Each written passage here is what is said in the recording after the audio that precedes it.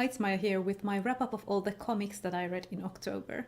The first two volumes I read were volumes 1 and 2 of Bee and Puppycat by Natasha Allegri and various other writers and artists. These are assorted short comic adventures that focus on Bee, who's a magical girl, and her partner slash cute mascot, Puppycat. Bee is sort of a temp worker, magical girl for hire who gets her assignments through Puppycat, who is Puppycat.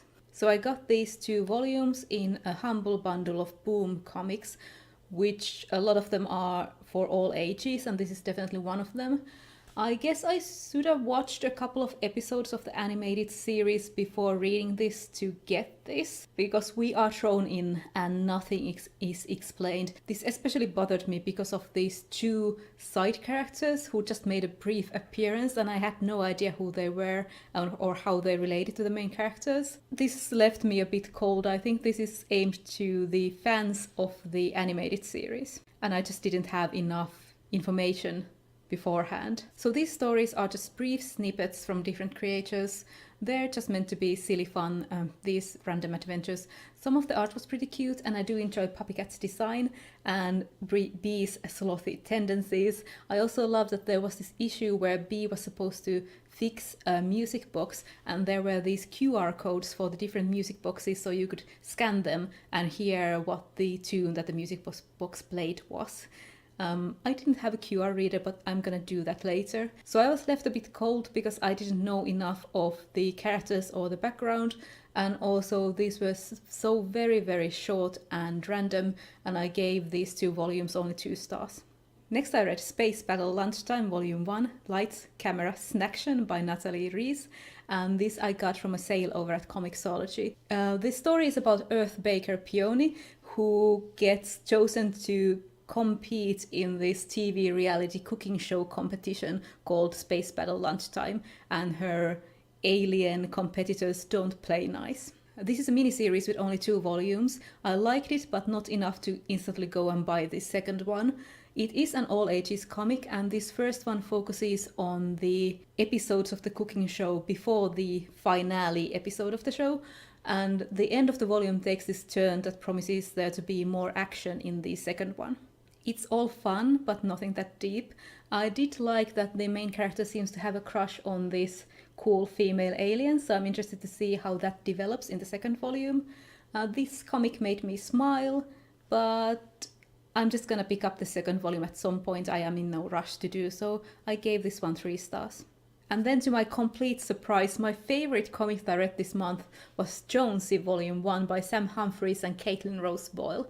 This is about a high schooler called Jonesy who has the power to make people fall in love with things, with ideas, with other people, anything and anyone but herself, and this causes all sorts of chaos. I got this as part of that comics humble bundle that I got Bee and Puppycat in, and I'm so glad I did since I hadn't even heard about this before. The art is cute and cartoony and colorful, and the comic is so funny and features a diverse cast of characters. The main character, Jonesy, hates a lot of things about high school life and life in general.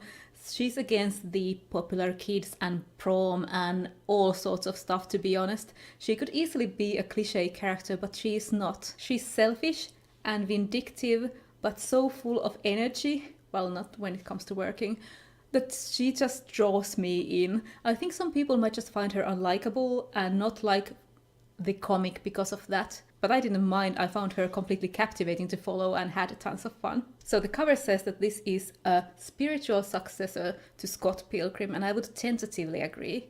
It has the same sort of unlikable main character that you love to follow and these sort of out-of-the-ordinary abilities. It doesn't have the deeper themes of Scott Pilgrim, at least not yet. Check it out if you like the art style, want to have some silly fun, and don't mind unlikable characters. I gave this one 4 stars. Next I read the second volume in the manga series The Girl from the Other Side, Shul Arun by Nagabe. This continues the story of the outsider called Teacher and the little girl called Shiva, who teacher looks after, and they live on the other side of the wall, where on the other side there are the humans and on the other side the monsters. So I continue to love the black and white scratchy art style and the dark fairy tale mood and the found family relationship between the two main characters. In this one, a lot more mysteries are piled on top of the other ones that we already had, and there are some other outsider characters that are introduced apart from just teacher.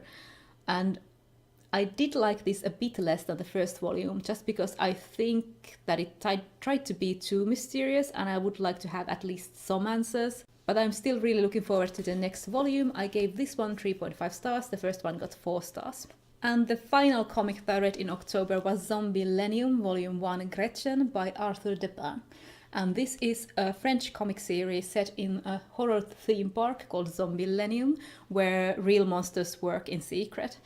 There are zombies and mummies and vampires and all sorts of other supernatural creatures. The main character is Aurelian, and he's in the wrong place at the wrong time and ends up being bitten by both a vampire and a werewolf, and he has to go and work in Zombillénium so as to keep the secret that monsters are real. So this first volume focuses on Aurelian and the mystery of what sort of monster he is, and also his unresolved hatred towards this man who his wife cheated on him with.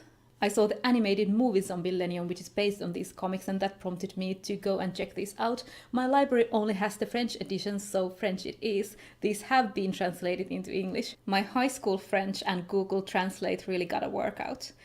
I mean, I have such a bad vocabulary. I have forgotten nearly all the verbs, so it was slow going, but it felt so much better each time I could read one speech bubble without any help. So I love the visuals of Zombillénium. It is completely done in vector art, and I love the idea of a horror theme park where monsters work, but I didn't really care about the main character Aurelian and his plotline. The animated movie had a different main character and a different plot, although it had the same sort of look and feel, and I didn't like the main character in the animated movie either.